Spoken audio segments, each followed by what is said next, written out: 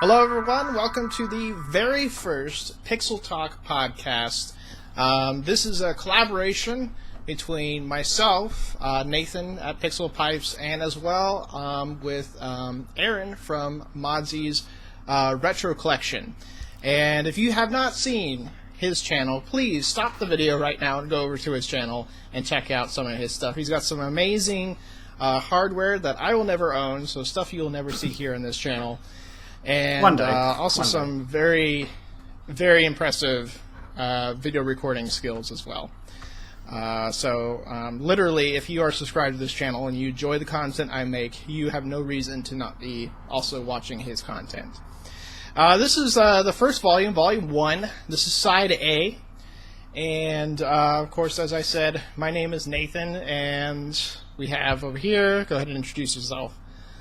My name's Aaron, also known as Modzy, if you know me by my gamer nickname at all. I guess. We're going to end up talking over each other so much.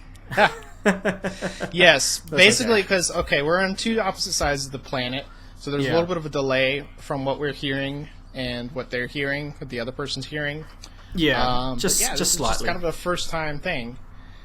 Yeah, I'm all the way over here in Australia, so it's currently almost 8 o'clock in the morning here, so pretty early. Yeah, and it's almost 5 p.m. where I'm at, so that's but this is a time of day where we both have sunlight, and it's a reasonable time to actually be doing this. We say that, and we planned it, and it ended up being overcast and rainy today, so I've had to make do with as much lighting as I can, so hopefully the video turns out pretty decent. Yeah.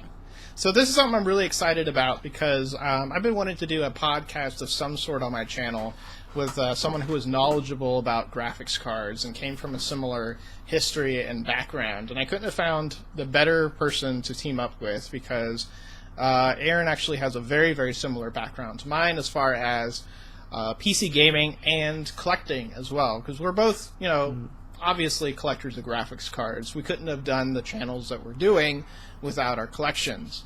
And actually, Modzy has his collection very awesomely displayed behind him. He even has the lighting set up, which I'm very jealous of. Looks really awesome. That's not too bad. But it does seriously, I will not have some of the cards he has ever, because he's got some super rare ones. But talking about our backgrounds is actually a really good way to segue into kind of the first thing that we want to discuss, because we want to kind of introduce ourselves a little bit and give some background before we really get into the discussion, so to say. Because we want to talk about retro collecting in general, but we also want to tell you about ourselves and why you would want to actually listen to us talk about retro collecting. In our background. So, Aaron, did you want to start with your gaming history? Sure. So I guess I first started PC gaming in the 90s, sort of early to mid 90s on my grandfather's old PC, playing games like Duke Nukem 3D, Shadow Warrior, Network Q Rally Championships, those sort of games. Progressed over to Mac, first Mac game I ever played was Pathways into Darkness, which if you're not familiar with what that game is, it's actually one of the first games Bungie ever made, and technically it's set in the same universe as Halo, but it's a really cool old game on Mac. And then sort of towards early 2000s, I think it was around 2002, I got my first PC for my own that wasn't just a family PC, and all my friends that I had at the time at uni and stuff were modding their PCs, and they basically said, "Whoa, that's a really shit PC, you should probably do something about it." And then just bombarded me with all the things that I should be doing. And I think I went through multiple different platforms over the years, and got really heavily into PC modding.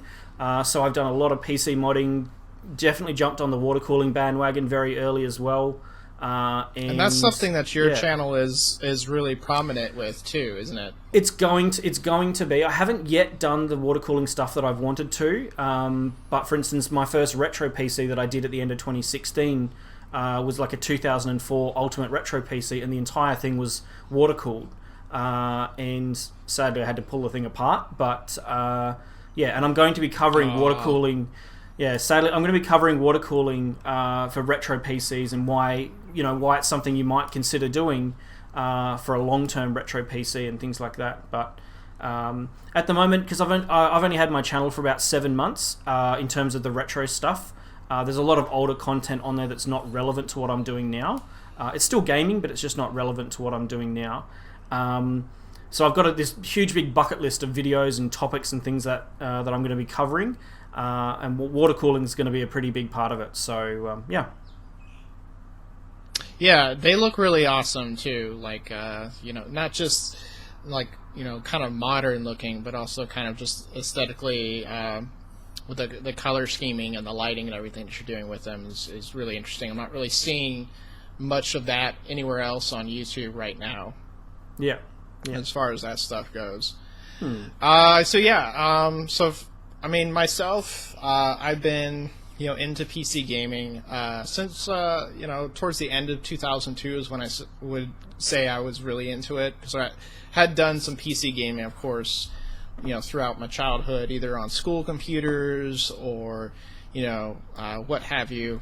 My family was kind of late in actually getting a computer, so I was often, using like the ones at the school or at my friend's house. But I quickly kind of had an attraction or an affinity for it, even still.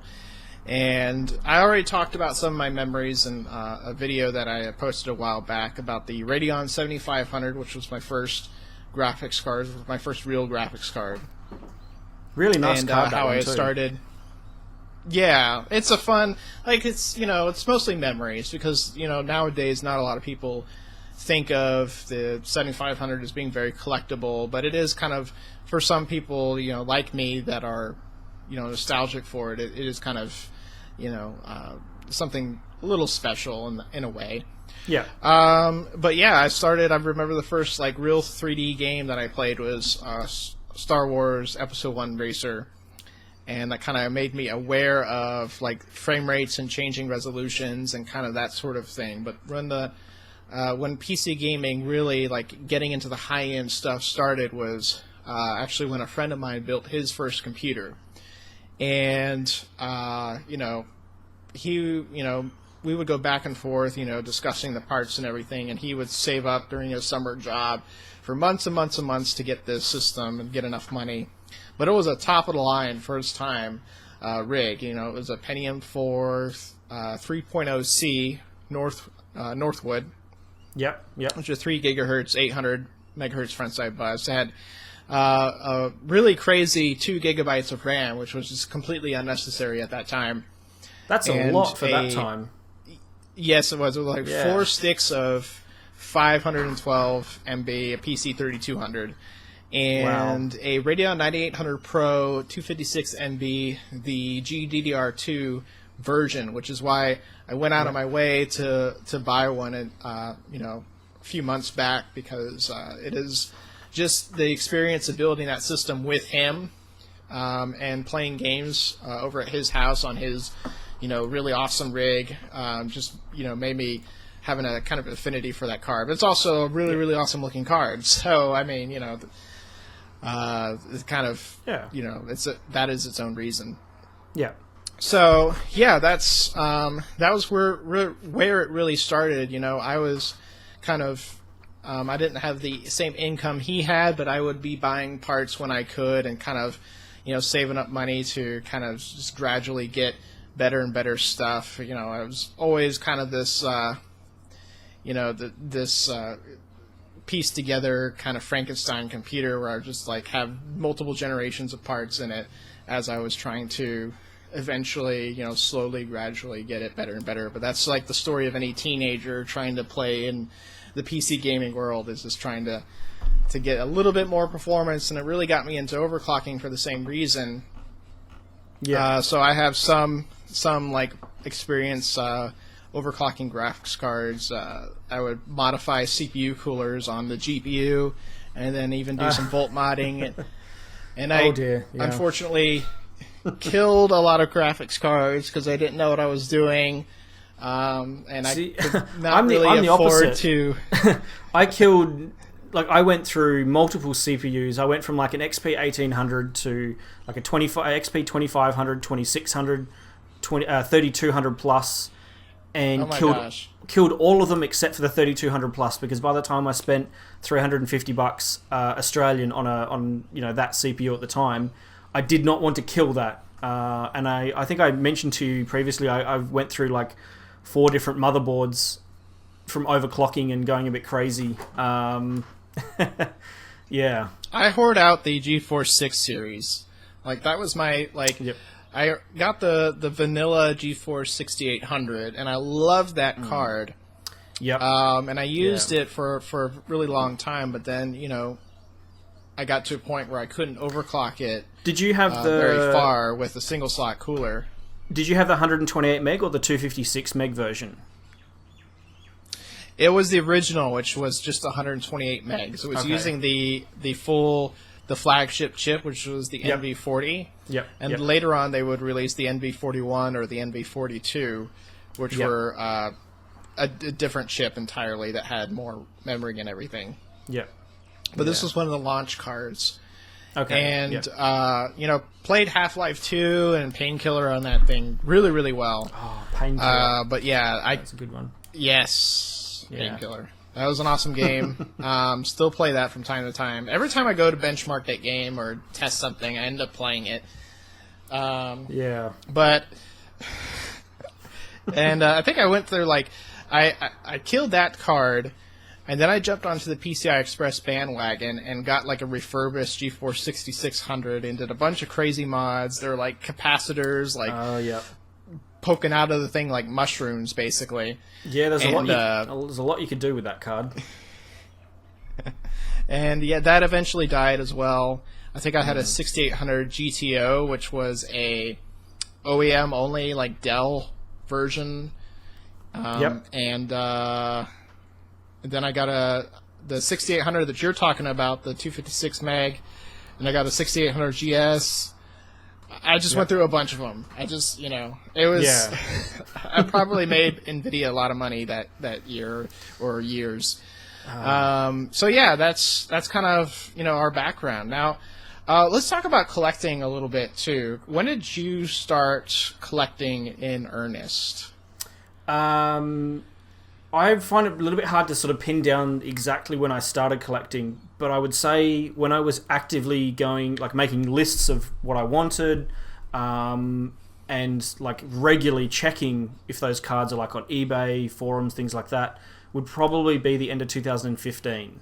That's when I was hunting around for a 6800 Ultra because I was looking at building a retro PC, and I wasn't getting into collecting straight away. I was aiming to build my ultimate 2004 retro PC, and I was looking for the parts for that, and ended up going, oh my god, there's actually a lot of stuff now on eBay that's for retro. Why is all this stuff here? And thought, okay, well, I've got a bit of money. How about I grab a few things that I've wanted, like my top 5, holy grail graphics cards that I've always wanted to collect, and found 3 of the 5 that I wanted, and then went, well, actually, there's some other ones here that I might want to try out. And like one of the things that my friends used to do, or my friends and I used to do, is always brag about one of us would have an Nvidia card, one of us have a ATI card, and I've always wanted to go back and really find out in the one system who had the best video card. So I bought, when I got my 6800 Ultra, I bought a 9800 Pro, bought an X800 card as well, and then I just was like, okay, I want to do this a lot more. And then over 2016, 2017, I just grabbed whatever I could find that was sort of on my bucket list that sort of traces back step by step the cards that I had and the cards that I had by proximity in a way. So if I had a card, I would try to get that card again, and then whatever my friend might have had at the time, if it was a decent card that I wanted to get. But but I've had a few of my cards for probably ever since I first bought them. I just never got rid of them, and they were kind of just sitting in boxes or sitting in shelves in storage or something. And since 2 years ago when I first started collecting, I kind of dug them all back out again. So yeah. Now the focus of my collection that I'm trying to stay with is my history plus the adjacent cards that were from the opposite team. So if I had an ATI card, I'll get the NVIDIA equivalent, for example. Just have a play around with, which is really cool. But the types of cards that I collect as well aren't just generic run-of-the-mill versions of the cards. I try to find ones that are in brand new or as new condition that are pretty much pristine. And some of the cards have taken me a couple of years to get. Like I've been looking for instance, a proper TI 4600 for the last 2 years. That was one of the cards I first started trying to find, and it took me a bit over 2 years to find one. Or find the exact one that I was looking for, which is the Asus Ultra Deluxe one sitting up there. So yeah. Which, yeah, that's like the holy grail of 4600s. You can't really get a better one than that. Yeah, so, and that's how it all starts, too. Like, that's how the channel started, I think, for both of us. Like, yep.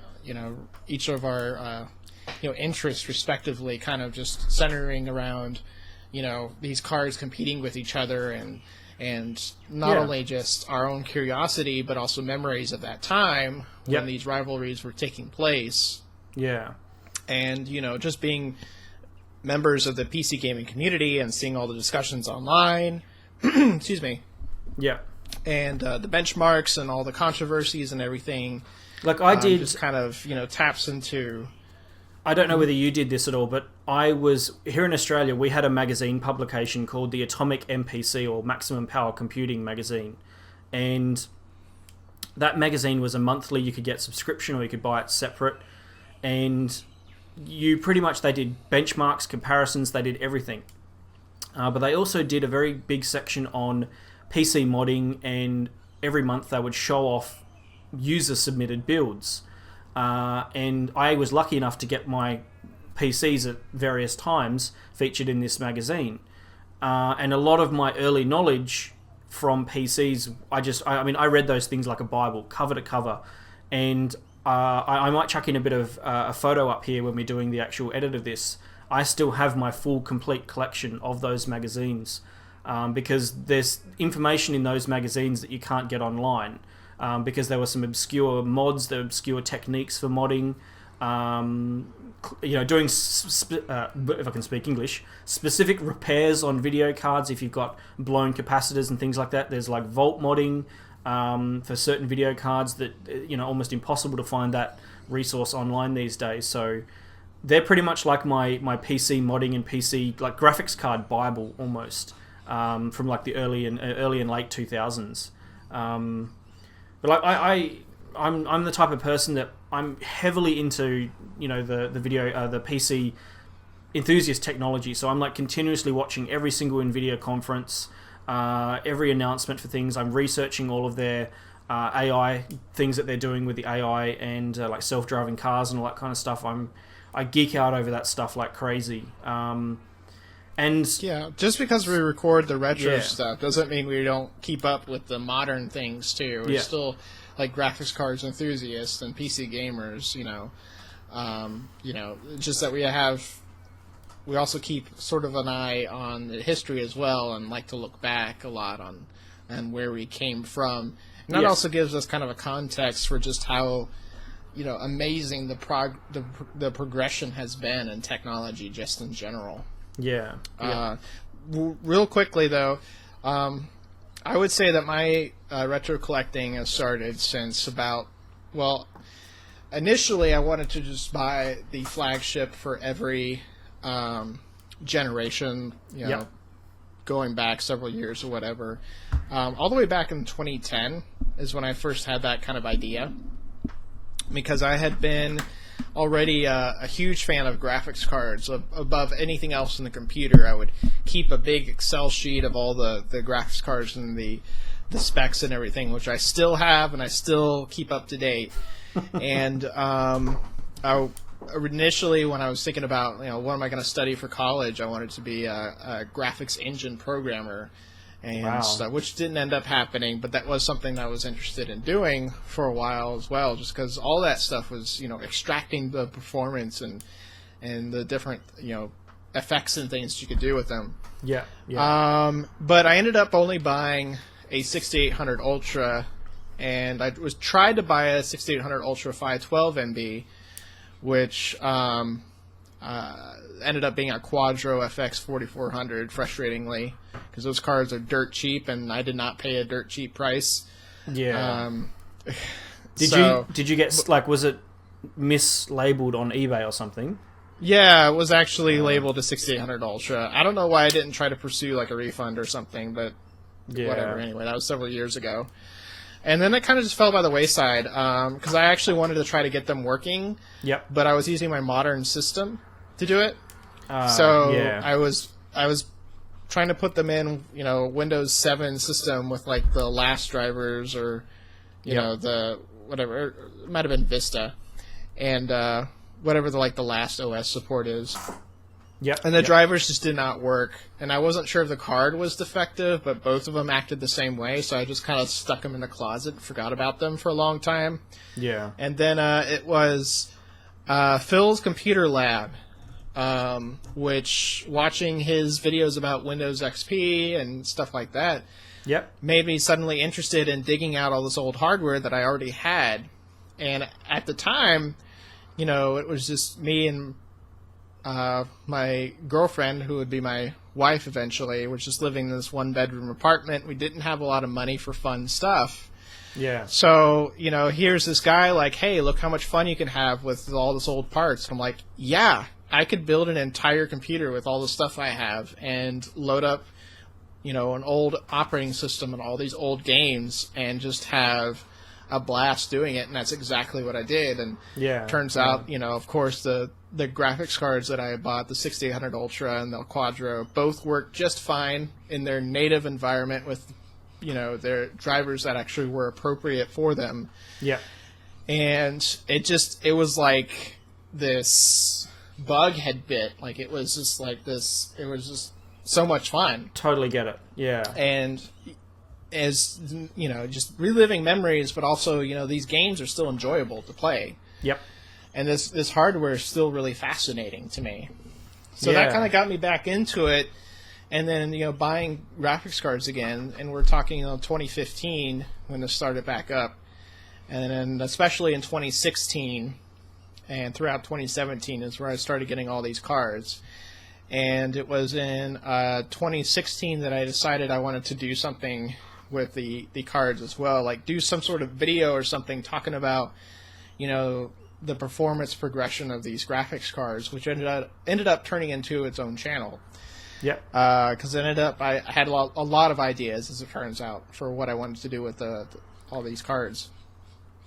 So that brings us right down into our next topic. Obviously, we enjoy retro collecting immensely. It is so much fun. Yeah. But that is not to say that it is all rose-tinted glasses and sunshine and rainbows.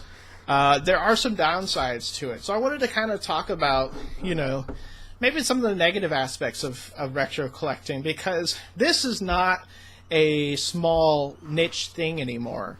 No. I'm sorry, niche thing. It is a. It's getting a lot more. It's getting a lot more up. popular. Yeah, it's blowing up like crazy. In the last 12 months, the amount of YouTube, retro YouTubes has just skyrocketed. All these people digging out their old video cards they've got sitting around. You've got people collecting. You've got people like Phil, like yourself, that I ran into purely because I was trying to find, resources for some of the cards that I was looking at getting, and just seeing what other people were doing. And suddenly it's like, oh, wow, there's actually a big community and there's a lot of people doing this. And the first thought that came to my head is, damn it, now all the cards that I want are going to be a lot more expensive, and there's going to be a lot more competition for getting some of those cards, because a lot of people get them off eBay, and That's one of the things we're going to cover today, really, is, like the risks and things like that of using eBay, things to do with shipping, all that kind of stuff, things to look out for. So, yeah, we've got a few topics here we're going to cover and just sort of talk briefly about them and just talk about our own experiences, things that we've learned, the hard way about doing certain things. And so hopefully we can provide you guys a little bit of information if you are also trying to get back into buying this period of hardware, because we're actually realizing there's some people on YouTube as well that are doing this retro stuff who weren't actually into computers, back in the early 2000s or even earlier, and they didn't get into PCs until like 2010s or something, and they're wanting to go back and buy this older hardware, and they're coming into a lot of issues. I've had a few people comment on my YouTube videos already asking me for tips on, they've never had this hardware before and they're wanting some help in overclocking some video cards, compatibility things like that. It's really amazing, like how young a lot of these people are. They're getting into this retro stuff. Like even like some of the channels that you see out there, like 32 Megabyte is run by a teenager. Yeah, that was not. It was probably born in like the early 2000s and is talking about things from the 90s. It's just there's actually this, which is a cool thing in my opinion. Don't get me wrong. The fact that these newer generations are getting interested in basically computer history. That's not a bad thing at all. Yeah. But that growth of interest also contributes to a increase in scarcity for a lot of this hardware. Yeah. And I'm not going to try to say, get on a high horse and claim, all these, these youngins, they won't get off my lawn. They're buying up all my graphics cards. I'm a little bit of a bandwagoner too. Like I said, I got renewed interest in it from watching YouTube myself. So it is what it is. This is contributed, and to be fair, while we do deal with a lot of stuff, in terms of the rarity and scarcity that's been happening.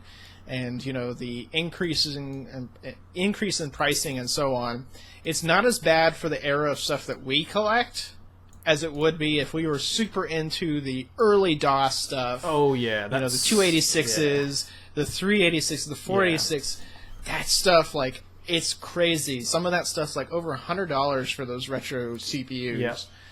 And I've been trying completely out of anybody's reach. Yeah, I've been trying to. Like the first ever PC that I got was given to me by my auntie, and it was a AM486 DX4100. I always get the naming of that confused. And it had like a Sound Blaster 16 sound card in it. I think it had some Trident video card in it, but essentially it was just good enough to play like Duke Nukem 3D, Quake 2. And I wanted to go back because I didn't have knowledge at that point. We're talking 1998, by the way, for anyone who wants to know.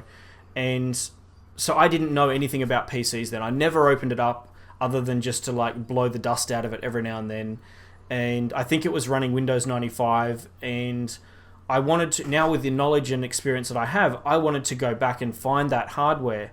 And I started looking around, and I was like shocked at some of the pricing. Like, and I did a price list for, to build a full 486 machine with the sound card, CPU, video card, the hard drives, the case. Trying to find a case, especially here in Australia, for those old AT systems is near impossible. And if you want to buy one from overseas, you're spending $200 just on shipping just to get a case here. Oh God! Which is just crazy. So I've given up on doing that at the moment, and I'm actually turning to different alternatives for buying hardware, which I want to talk about in a minute. But I guess one of the topics that we were going to talk about is like reasons for collecting. I see a lot of people. One of the things that I like to do every now and then is I'll just look on YouTube for retro video card collection or retro GPU collection or something like that, and just have a look at what people are collecting. You'll have people that'll have a good mixed match of video cards from modern era and old, and there's not very many that have like a dedicated like reason for why they're collecting them. They've just amassed 10, 20 video cards or something. So yeah, basically I was finding a lot of these YouTubers were just having these video cards and they're not doing anything with them. And so partly what inspired me to collect is the fact that I wanted to have these specific cards and do something with them, try them out, play around with them, in terms of like comparing them, benchmarking them with other video cards. And part of my background in terms of work and education is in film and editing. So I have a really big passion for filming and editing. So I kind of mismatched the two things together and decided that I've got this collection, I've got this resource of things. I want to do something unique with it. So I started going down the line of doing very cinematic style shot footage and showing off some of the really cool aspects of these video cards. That's not just someone with a webcam or something showing. Oh, I bumped my microphone. Sorry. Not just someone's unwrapping or unboxing a video card and not really talking much about it other than stats that are on a Wikipedia page. I wanted to sort of show off the beauty of some of these cards that you just can't find this information. Like it's stuff that you would have seen in magazines or you see in modern hardware. People like Jay's 2 Cents, Paul from Paul's Hardware, Kyle from Bitwit. They're doing all this cinematic footage of these modern video cards, but there's nothing of that for the older stuff. So that's what I'm going to try to do with the video cards and with the YouTube side of things that I'm doing. So what I'm trying to get at here is instead of just trying to, if you're looking at getting a collection yourself, sort of do, because you can end up spending thousands and thousands of dollars and still not be satisfied, with the amount of stuff you're collecting. Try to focus your collection on finding stuff that's really interested you in an era of games, so you can use that hardware on things as well if you want to use it, not just have it sitting on a shelf getting dusty. And sort of focus what you're buying, and you'll find you'll make it a lot easier to find stuff. It still might take a bit of time, a couple of years to find specific cards, but yeah. We definitely have, like, ourselves, we have a unique perspective on this this topic, because we, like you said, we don't just have this idle collection just sitting on a shelf, or even worse, sitting in boxes somewhere in storage, just to have it. We actually want to show it. We want these cards to be almost like, how old racing dogs, they when they're not prime for racing anymore, they go into the service industry a lot of times. They become service animals. Yep. That's kind of like our graphics card collection, and then a weird kind of analogy. These are not fast graphics cards for modern games, but they're we can use them as kind of a tool for education, for entertainment, to show them off. Yeah. And you do see a lot of people that are collecting that, they do it for themselves, and that's totally fine, because I'm not saying everybody has to use their collection for some greater good. That's ridiculous. But sometimes people aren't really. It definitely. I don't know that they're really getting much enjoyment out of their collecting. It almost, like some of the ones that I've seen, it almost seems like they're just collecting for the sake of, like, collecting whatever they can get their hands on, really. Like, if they're in a situation where they might work in an environment that has a lot of old hardware, they might just get it given to them, or they might just have access to it at a very cheap price. That's a really good place to be. I'm kind of envious of someone that's in a situation like that, because sometimes you can find absolute gems in places like old schools, government facilities that have a lot of storage of a lot of their old stuff, because they're not allowed to get rid of it for a certain number of years or something. There's places like that they're absolute gold mines for collectors. One of the things I was going to mention is different places that I buy stuff from as well. Is I made a video a little while ago, and it was a very basic video, and it was purely as a response from someone asking me, where do you buy all these cards from? And I've been wanting to go back and revisit that video, but I kind of figured that it might be a good thing to chuck into this downsides of retro collecting topic. Is You don't always have to pick eBay. eBay is not your only source for buying some of these video cards. There's a lot of risk in buying stuff from eBay, even though you have a bit of a financial security. It's still a risk, and I found going to places like e-waste or e-recycling places. Sometimes they're getting rid of stuff really, really cheap because they have more quantity of stuff, and they just want to move, like, get stuff out of their store, out of their warehouses and that. So places like that, a lot of forums, all the main sort of Linus Tech Tips, Tech Power Up, and a couple of others I can't remember off the top of my head. I've got like an ongoing list of video cards that I'm sort of looking for every now and then. Every few months I sort of update it, and I've actually been successful buying like a 9800 Pro and my GTX 460. I had someone who's just like, hey, I've got these sitting around, not doing anything with them. Do you want to have them? And I got them for basically the price of shipping them from the US to Australia. He didn't really want much for them. So there's other places that you can go, go looking around if you're trying to build up a collection. I think one of the things we're going to talk about here is like bad practices from sellers and like ways to safeguard against like scamming and people that are uninformed on eBay and stuff. So what are some of your experiences about buying on eBay or just online in general? Yeah, well, I don't think I have as exciting stories to tell as you do, but it's a fairly common thing to run into a graphics card. You purchase it, and it says it's working and it's not. Yeah. And this is not exclusive to graphics cards. It's not particular to anything.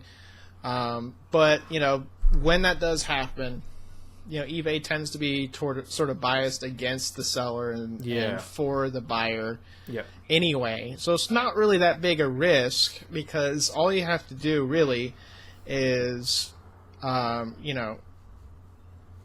message them right away. Don't wait to test the graphics card. Test it as soon as you get it. Like if you watch my haul videos, I'm always testing the graphics card immediately after opening it because it's a lot less suspicious when you test it right away and say it's not working than if you were to wait weeks and then test it and then get back to the seller and be like, hey, it's not working. Well, then it's like, well, was it working and you just broke it or, and then, take a screenshot or a picture of like the artifacts or whatever that's happening and attach it to the request for a refund and that sort of thing. So generally, it's fairly painless. I have had a couple of times where cards weren't working. Yeah. And a couple of those was with the 9700 Pro. And you have plenty to chime in about this, I know. But I myself have had two non-working 9700 Pros before I got to my third one that did not work. Yeah.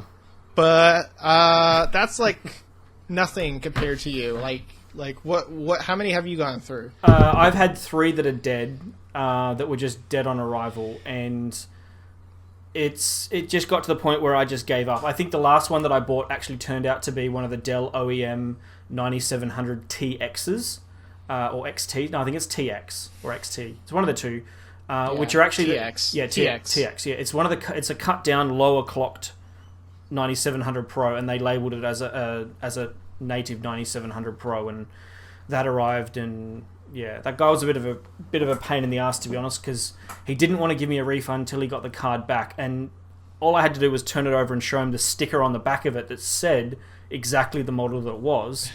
And he's just like, no, I want it back. I want to make sure the card that you got is actually the one that I sent you, and blah blah blah, and it was a mess. But I guess one of the things, a couple of things I would mention about, like, just before you actually hit that buy now button or put in that bid, is things to look out for. I've recently been trying to look around for a 9800 XT, and I found one very recently that someone was selling, and it had, I think it was a 9800 XT, I'm not sure which one. But basically the guy had a really good description about what the card was, said that it was in like mint brand new condition, and all the main photos of it were the card inside an anti-static bag that had got a bit of tape on it and looked like it was sealed, like you would find out of a brand new box when you bought a video card. But then there was photos of the card, very good quality photos, high-res photos of the card outside the anti-static bag. And in his description, it was listed as brand new, never used. The only reason he took it out of the anti-static bag was to do the photos so you could actually see the card. And it was listed multiple times as being mint condition, never used, brand new. And the first thing I noticed when I looked at the photos of the card is the card's caked in dust. The port on the back of the card, so the ports here, you can clearly see there's like lines on them. Like if you look at a DVI connector, you'll see three lines where a monitor plug has been plugged in and out a lot. And that's a good way to tell if someone's selling something that's brand new, never used, and there's markings on the DVI port. Yeah. Because you can clearly see that it has been used. But this card in particular was caked in dust, had not been cleaned. There was signs of wear, like I think one of the Molex connector as well was like a little bit off, it was like lifted off the PCB where the plug's been pushed in and it's been moved a bit. And I messaged that guy back saying, look, you've got this thing listed as a brand new card, but according to the evidence, the photos that you've provided, it's not in that condition. And it's through doing things like that where I've learnt that now I always contact the seller before buying, especially a card that I really, really, really want for my collection, that's like a specific, more rarer card than not, and ask for high-res photos, confirm the details of the card, and you'll instantly get a good sense of who the seller is and whether he's trying to scam you or genuinely knows what he's got and he's trying to sell it, by the response you'll get back from them. They'll be very polite, they'll talk to you about the card, they'll correct themselves if they're someone who's not very well informed, and they've just sort of, let's say they've been given a box that has a video card labeled on the front of the box, but the actual video card inside the box is completely different. They might just look at the box and put on the eBay listing what's written on the box, but that's not what's on the photos that you can see. And I've had that a few times where I've contacted a seller and I've made a point of saying, oh look, that card that's in the photo doesn't match the description you've got, and get a response back half an hour later, hour later, whatever it is. Oh, thank you for the heads up, I'll update the listing. And from the response back from sellers, you can tell straight away whether they're someone you really should be dealing with or you should avoid with a 10-foot pole. So just taking the time, especially if you're looking at, like, say, a 3DFX card, always ask for high resolution photos of a 3DFX card, especially the Voodoo 2s, because it is very common for them to have damaged pins around the main chips. And if they've done like a 640 by 480 old flip phone camera shot of that video card, you're not going to be able to tell if that thing's working just from the photos, no matter how much they say in the comments, in the description, that it's in working order. And there's you have a lot more patience than I do when it comes to, but that's what you should be doing. Yeah, I know that I'm like, oh, this is a rare card for a great price, and I just immediately click the buy button. Yeah, I mean, I'll look at the description and all that stuff too, but I'm not gonna wait for them to respond necessarily, which is probably what got me in trouble somewhat with some of the things I purchased. I messaged the guy that I bought the big scrap box of old parts. I kind of had a chuckle. I was when you were doing that video, and when I was watching that video, the first thought that popped into my head when you said, "Oh, I hope that the guy listened to you and wrapped the cards individually and stuff, and you opened the box and they're just dumped in the box." I was like, yes. Oh no. Well, my mistake was that I messaged him. It took him a while to respond, so I'm like, I'm just gonna go ahead and buy it because I think it was on bid anyway. Yep. But he never responded. Yeah. And he just sent it the way it was, cramming as many as he could into as small a box as possible. Yep. It was literally like if you buy like Chinese noodles and you just open it and you dump it on a plate and it looks like it's twice as much as it was in the box. Because I took all those cards out and it was like a puzzle trying to fit them back in. Yep. But they had like so many of them were just like damaged just from that. Like, but it was just because I got impatient, I guess. Yeah.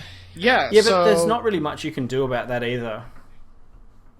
Like if the seller doesn't care about what they're selling and it's just a lot, they're just gonna ignore no matter how much you kick and scream about. Yeah. They don't care about somebody buying it for collectors purposes or actually trying to use the hardware. They advertise the fact that it's probably not working. They have no way to test it, and you can't really contest it because hey, the auction never said it was working. Yep. And I noticed that a lot too with the auctions or with listings on eBay is that they'll just say that they're untested or whatever, and so that guards them against saying it. Ever saying it was working, and never said it was working. It just said untested, and a card could be broken, and they may even know it's broken. Yep. And are just trying to, get somebody to buy it anyway. Yeah. But there are some cases where that is legitimately the case. Nowadays there aren't a lot of computers left around that, in normal everyday use that have AGP slots. Yeah. So you can kind of understand why somebody would have this hardware but no way to test it. Or even PCI cards now are getting harder and harder to test and find system with PCI slots because these pre-built OEM systems, if they don't have to put a slot in their computers, they're not going to. Yep. And so PCI is considered kind of legacy and obsolete anyway. Yeah, it's so I think there were a couple cases where I bought something that was untested and it ended up working anyway, so that was nice. But you always run a huge risk with those listings because they're kind of hedging their bets, and they have kind of a way to weasel out if it's not working. So let's get back into talking about scarcity a little bit, because you mentioned 3DFX, and that's one of those brands out there that is literally it's gotten ridiculous, right? These aren't even actually rare cards, in the sense that you can't find them or anything. They're actually fairly easy to find. Like if you just want a Voodoo 2, I could find several results immediately. Yeah. There's a steady stream of the very early, like the Voodoo 1s, Banshees, Voodoo 2s. There's usually a steady amount of them on eBay. It's the later ones. Like the 3s are common enough where you can get a 1,000, 2,000, and maybe a 3,000. But it's the 4s and 5s that are the rare ones. They're the ones that are actually rare. Yeah. And especially if you get into the whole PCI versions and stuff like that of the Voodoo 3s and stuff like that. Yep. The 3500 is really, really expensive because not only because it has the tuner and it requires this huge dongle thing attached to it for you to get proper monitor output and everything. Unless you get a super rare OEM compact edition, which does not have the TV tuner.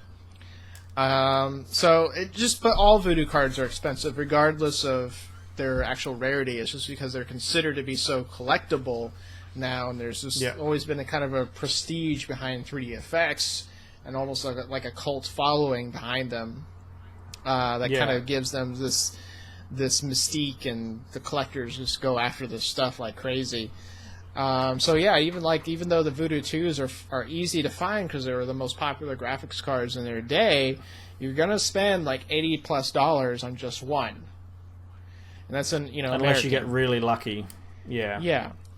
And so, it's getting kind of ridiculous. Even though we're not talking DOS era stuff, the graphics cards in the late '90s, early 2000s, a lot of this stuff is starting to jump way, way up. And I noticed that in particular, a lot of Radeon cards, ATI cards, you try to find the original Radeon, not the OEM pre-built version. That's a very, very rare version. And it's the only one with that level of performance. The other ones are cut down. And Yeah. just trying to find a Radeon 8500 is actually really, really difficult. The only reason I was able to get a couple of them is because I found them in like a lot, and somebody was just selling the lot and didn't know what they had, basically. Oh, so you have a couple of 8500s, do you? Yeah, I have the 64 meg version and a 128 meg version that came out the year later, and wow. they are only. I've only found them because they were stuck in a lot with like some other useless cards, and actually, funnily enough, the 64 meg version was in a lot of like 4 cards, and it was the only one that worked. Wow. Which I was very, very fortunate. I was very, very happy about that. But that was like pure like just keeping my eyes peeled and just really, really just being patient. What with is it. from that era of cards? I think one of the ones that I'm trying to find for my collection is the original GeForce card, the 256 GeForce 256. Yeah. That card, I've only seen 2 of them on eBay in the last 6 months, and both of them sold for upwards of $200 Australian, which is roughly about $170 American. Oh my gosh. Which is quite expensive, which is out of my... That for me is a little bit too much for that card. I personally categorize that card as it is a rare and unique card and worth having in a collection.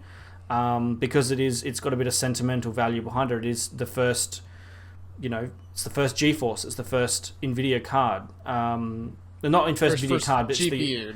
It's the first GPU technically, it's got a bit of prowess behind it, so it's worth that little bit more than what you might pay for a GeForce 2 card, for example. Right. But there's other people... aspects to it too. Like the fact that it was released in like October, that's the SDR version, and the DDR version came out in December. Then literally April, GeForce 2 came out, so it's a very, very tight time frame. So literally these cards were not even on the market for very long. So that they were having like what 6? It was like 6 to 8 month turnarounds for both for ATI and NVIDIA at that time. It was crazy. NVIDIA in particular, very, very aggressive, and that's kind of why they're so scarce. Especially the DDR version, which is the most desired one. The SDR ones, by comparison, are more commonplace, but even those have gotten rare now. And the most holy grail of GeForce 256s is the DDR 64 meg version. Most of the ones you find, if you find one at all, you'll only find it in a 32 meg version typically. But the 64 meg version is I think the one that, would be the top version. There was one that I almost bought a couple of weeks ago, and it was actually being sold by one of the reputable retro video card sellers, which I think I mentioned to you about to look out for. He's a guy over in the Scandinavian countries selling a lot of stuff. He had I think it was a Gilmont 3D GeForce 256, and it was a 64 meg card. And I wish, at the time when I saw that, I wish I'd known the 64 meg one was the more rarer of them. But it was, even so, it was priced just a little bit too high for what I was considered like getting, because of the shipping costs. Like being stuck here down in Australia, the shipping costs are ridiculous to get stuff to us, and so it was going to be somewhere north of like $250 Australian by the time you factor shipping in. So that was just that was a little bit of an ouchie. Had I known that it was the rarer 64 meg version, I probably would have been a little bit more willing to pay for it. But as I was mentioning, I've got my wedding in 8 months, and so towards the end of 2017, I kind of had to sort of just stop looking at some of these more expensive, rarer cards, because I was going to end up spending a little bit more than what I really could, given how close we are to our wedding and stuff. So, it's incredibly difficult. It's surprising how many I see like on YouTube even of retro collectors that are in Australia, because of the insane expense that it is that's involved in Yeah. you guys Yeah. collecting stuff, unless it's already been imported to your country. You know, you're gonna have to pay to have it sent over. It's just ridiculous. A really good example of that is one of the cards that I've got, the silver one up here. Hopefully the camera's picking it up properly where I'm pointing. Wherever it is, anyway. That's a XXX Millennium Silver Edition GeForce 4 Ti 4200. It's a proper metallic silver, almost chrome PCB on front and back. And those cards were only ever sold here very briefly in Australia at the time. That's XXX. If you're not familiar with that brand, it's a North Chinese company of GPUs, and they were sold mostly in the Eastern market. And Australia has very strict import laws on certain things, and that company basically just got told, nah, you're not welcome in Australia anymore because of the issues with the importing of their cards and stuff.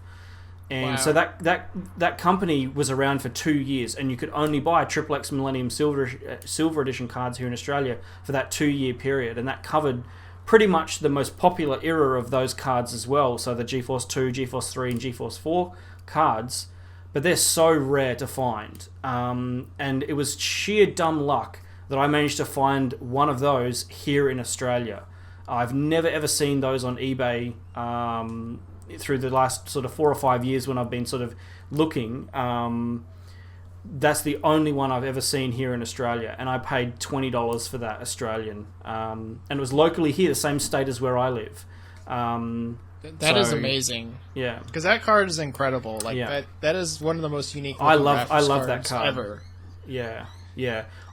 My holy grail of XXX Millennium cards is the TI 4600 model, because it came in a really awesome briefcase that had a Perspex window. But that card was like a limited edition. Like there was only, I think, 2,000 or 2,500 of those ever made. And I just picture like this those are back really hard alley to get. deal where you get this guy in a trench coat, he's holding a briefcase, but it's like the special edition briefcase. You're holding a briefcase, but it's full of money. I mean, some of that stuff, like, you know, it's amazing. You can't just, like, as soon as you see it, you can't just go out and find it, because, you know, it is actually really, really hard now. Not even just that, but like other things like unique motherboards and stuff like that I've looked for. They're just, you can't find them, and they're being all snatched up. And here's a good example of a rare motherboard. When I was looking around to do my retro Ultimate 2004 PC, I was looking for some very specific components that I knew were very unique, and I wanted to have a very specific color theme. And it was right after I got the silver Millennium Silver Edition card, and I wanted to go with purple and silver for my retro build. And I managed to pick up this purple Soltec motherboard. And this thing I think I paid about $60 for, but it was dead on arrival,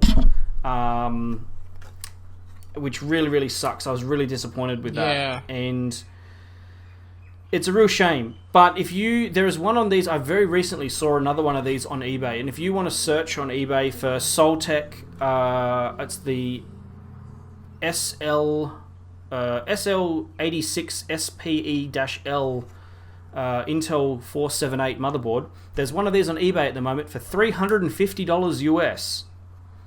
If you feel like going and picking one up, but that's kind of the problem too. Like, because a lot of the stuff that's being listed, you know, there's like no pricing history, or there's very limited pricing history. People just charge what they want. And that's what basically causes huge jumps in the pricing of, you know, these graphics cards. Like, you can easily spend like over $100 on a 6800 Ultra now. Like, I'm really, really glad I picked one up in 2010 when they were obtainable, because I probably only spent like $30-40 for mine.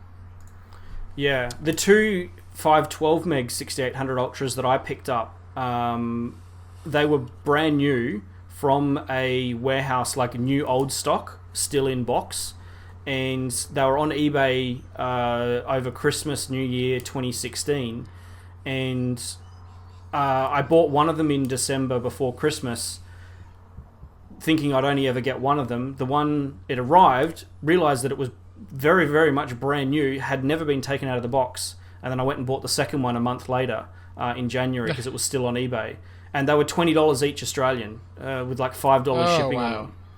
I would never stop being jealous of you for those cards. Those cards, I've got them sitting here. It's the two that are up there. That one. I'm trying to look at my camera and point them out, and it's mirror imaged, so I'm pointing the right. Anyway, it's the two that's up there, and I'm waiting to do a Athlon 64 X2 build with those cards. But I'm trying to get a new motherboard at the moment for that build. But those cards are awesome. These cards though, that's another thing that we love. Talking about these cards, making videos about them because they're so rare and interesting. You're not going to really see a lot of other people talking about them on YouTube or really much of anywhere anymore. Yeah. So that's part of the fun of it for us, finding these rare ones, but it's also the kind of a challenge as well, because, when I'm talking about, like I did, a video on the fastest PCI graphics card, and I get all these comments, okay, where can I buy this? And I'm like, well, unfortunately, it took me ages to find this card in the first place, and I had to spend, like, in the case of the GT430, I spent $60 for it. So, yep. And that was a deal, I think it was around, it must have been around, yeah, it must have been around the time Phil from Phil's Computer Lab, if you don't know who Phil is, did a video on the PCI cards, and I think it was either it was the 430 or the 510 that Zotac did with PCI. I think it was one of those two, I can't remember. And I thought, for the heck of it, I'd love to test one of those out. And I jumped on eBay trying to find one. And at the time, there was one listed on eBay, and it was like $130 Australian. I was just like, hell no, I'm not paying $100 for a card that shouldn't even been $100 when it was brand new and relevant. Yeah. For that card, because it was such a bad card. So. Yeah, and they had a little bit of a price premium even when they were new, just because of the novelty of being on PCI, and they were a totally custom design. But that's the thing. Like, sellers know that those cards are just not. They don't exist anywhere else, so they're charging whatever they want. So I love talking about these graphics cards. Like, my Rage Fury Max is one of my favorite cards, but it's also one of my rarest cards. And it's also one of the most difficult cards to use. Yes, it is. However, there's still an interest in that card. Yep. But the thing is, like, if I'm trying to do, like, advice about, retro builds or, what hardware should you use, it's like, well, half the stuff I'm talking about you really can't obtain anyway, so just enjoy the entertainment because... you probably won't be able to get one for yourself. It's in saying that though, like, people are watching, us on watching the YouTube videos, of anyone with these cards that they might be looking at and going, well, you've got it, I must be able to find it somewhere. And a perfect example of that is, I think it was about 6 months ago when I first did one of my first retro videos. One of the cards on my list, and I really am a little bit hesitant about mentioning it because the last thing I want to do is make it even more difficult for me to find it. But it's a bit more of a modern card, so it's a give or take thing. I'm trying to find a EVGA GeForce GTX 285 Classified Edition card. I have a fascination with some of my more modern cards that I've got in my collection. It's not just those ones. I have those ones as well behind me, and some others. I have a fascination for the blower design coolers. And for those of you who aren't familiar with the EVGA Classified 285, it was the first quad SLI enabled card. It's rare as hell to try and find them on eBay, and it's just one of those cards that's just, it's really, really hard to find. But this one guy on YouTube had one, and he was mentioning, you can pick these up for X amount of dollars on eBay, and you search on eBay and there was like 0 results come up, or you get the normal version of the EVGA 285, not the classified one. But yeah, I mean, for a really good example, like one of the good things to one of the things that I wanted to mention about in this covering this topic as well is the. Are you still there, Nathan? Yes. You are? Okay. Sorry, I think my Skype just glitched out for a second there. All good. So yeah, one of the things I wanted to mention in this sort of downsides to collecting, it's not just a downside, but it's more of a when you're focusing on what you're collecting and what you're wanting to buy, a lot of people will automatically in eBay listings attach the word rare or vintage. Vintage is more accurate for older hardware than the word rare. Rare seems to be this sort of perception of, because the card's from 10, 15 years ago, or 20 years ago in some cases, that it's rare because it's really old and there's not many of them, for example. But the difference in a collector's mind of what really is rare, it's a little bit subjective, but for example, you can go on eBay right now and type in GeForce 4 MX 440 and there'll be some of the most dirt cheap video cards from the early 2000s that you could find, and there's tons of them, hundreds and hundreds and hundreds of them.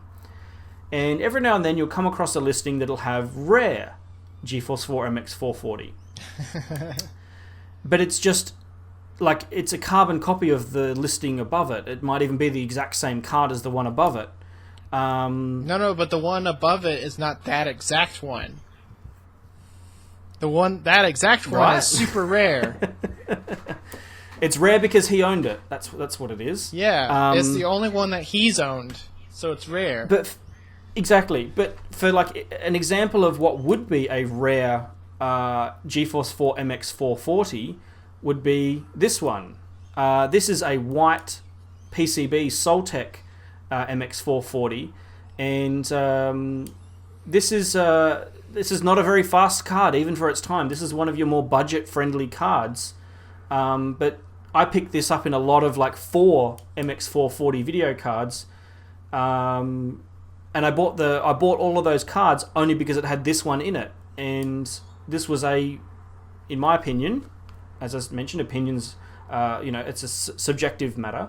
This is rare because I've never ever seen a white PCB MX 440 before, and I don't know anyone else has got one, so. Yeah, I probably won't ever find one. It's rare. Yeah. Which, what's kind of cool about that, too, is that you probably will see, if you do see one again, the seller probably won't know that it's rare. Yep. So you might get lucky, you might not. I understand, a lot of people getting frustrated, though, when we make videos about rare stuff and not actually being able to obtain it themselves. But I kind of have the opposite mentality. I think about the people that own those prototype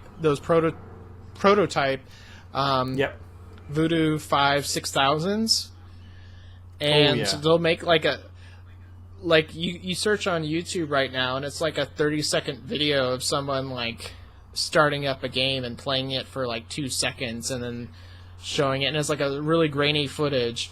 I'm like, that card is so rare and interesting. I wish it was in the hands of a real content producer that could do it justice and really show it off and really talk about it. Even though I don't care that I can't have it, I just want to see more about it. Let me put this into a perspective for anyone who might be listening, who might own one of those video cards. If you have a camera or you have an ability to capture footage of you using that card, that video card is a YouTube starter goldmine, because those cards are so rare. You could just do the most basic video and just put Voodoo 6000 in the heading, and you'll get subs like crazy. If you do the content right, because and there's no one doing that, and it's one of the most rarest 3D effects cards on the market, or that you can possibly get. Because the videos that are out there are literally the most basic, videos that you can make. It's just filming the screen, playing the game, and then filming the rig that the card's running on. And there's one person in particular that's has like a heavily modded version or something like that. That's has a few videos up, but they're not like edited or anything like that. You could literally just call your channel like Voodoo56000 owner, and then people would just immediately be interested in whatever you have to talk about. You don't even have to call. You don't even have to call your channel any specific. Just put in the title of every video you upload, X game title, 3DFX Voodoo 6000. And you'll get views really quickly. So Anyway, I think we're going to wrap up side. I'll let you do the outro. Sorry. I'm sorry. So we're pretty much at the end of our first side A for this. I think we covered the topic very, very well. Forgive the kind of rough edges. This is the first time we're doing this, and we're kind of experimenting with different methods. If you have any suggestions in the comments of how to do this, maybe a little bit better, we'd be happy to hear them. For a first effort, there's going to be a little bit of some roughness. There's been a bit of a learning curve in terms of how we can actually capture the footage and what we're doing. And if you could see behind the camera of how we're recording this right now, this is the most jankiest setup for capturing podcast. And there's a reason why we're doing this pre-recorded, by the way, because the main reason is I'm down here in Australia, and our internet is basically carrier pigeon. So we have to do it pre-recorded, unfortunately. I would love to be able to do a live stream version of this. But what we're doing is we're going to be splitting the podcast up into two sections, side A and side B. So one half will be on one of our channels and the other half will be on the other channel. And the main reason that we're doing they should be up this, at about the same time. We're planning to have them up at the same time so you can transition from one straight to the other. But one of the reasons we want to do this is that we could talk for hours on end. We could probably talk for a day straight and still not cover all the things that we could talk about. So what we're trying to do is cover specific topics in each half of each podcast and each half of the podcast, so that if you're looking for a particular topic or something, you can go to that one half of the video and look for that as a resource for that particular topic. Or if you just want to watch the entire both topics, both halves, it'll transition from one half straight into the second half. So yeah, and if we have multiple topics within one video, we may even put time codes in the description so you can skip to different sections and stuff.